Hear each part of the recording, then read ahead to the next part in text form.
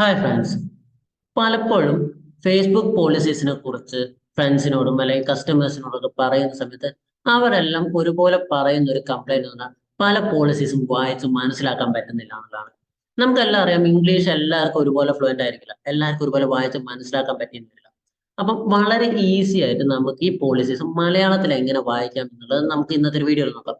ഒരുപക്ഷെ നിങ്ങൾ ചെയ്യുന്നുണ്ടാവും, ഇവിടുന്ന് ഏതെങ്കിലും ഒരു പാരഗ്രാഫ് കോപ്പി ചെയ്യും, അത് നേരെ ട്രാൻസ്ലേറ്ററിൽ കൊടുത്ത് പേസ്റ്റ് ചെയ്യും, അവിടെ നമ്മൾ മലയാളത്തിൽ വായിക്കും. അങ്ങനെ ഓരോ പാരഗ്രാഫ് ഒക്കെ എടുത്തിട്ടായിരിക്കും നിങ്ങൾ വായിച്ച് മനസ്സിലാക്കുന്നത്. എന്നാൽ നമുക്ക് ഈ എൻ്റർ വെബ്സൈറ്റും നമുക്ക് നേരെ മലയാളത്തിലേക്ക് ട്രാൻസ്ലേറ്റ് ചെയ്തിട്ട് നമുക്ക് വായിച്ച് മനസ്സിലാക്കാം.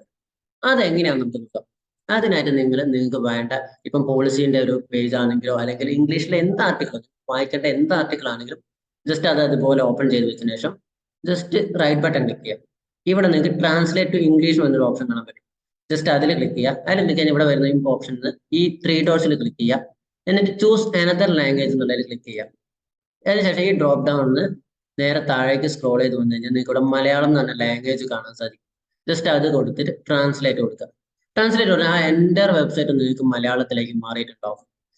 ഇതുപോലെ നിങ്ങൾക്ക് ഇംഗ്ലീഷിലെ ഏത് ആർട്ടിക്കിളുള്ള വെബ്സൈറ്റ് നിങ്ങൾക്ക് മലയാളത്തിലാക്കിയിട്ട് വായിക്കാൻ പറ്റും. ഇതെപ്പോഴും കറക്റ്റ് ട്രാൻസ്ലേഷൻ ആയിക്കോളണമെന്നില്ല, പക്ഷേ എങ്കിൽ പോലും നിങ്ങൾക്ക് ആ ഒരു വെബ്സൈറ്റ്, ആ ഒരു കണ്ടന്റിൽ എന്താ പറയുന്നത് എന്നുള്ളത് ഏകദേശം നിങ്ങൾക്ക് ഒരു ധാരണ ഉണ്ടാവുകയും നിങ്ങൾക്ക് അത് മനസ്സിലാക്കിയെടുക്കാനും ഈ ഒരു ഓപ്ഷൻ സഹായിക്കും.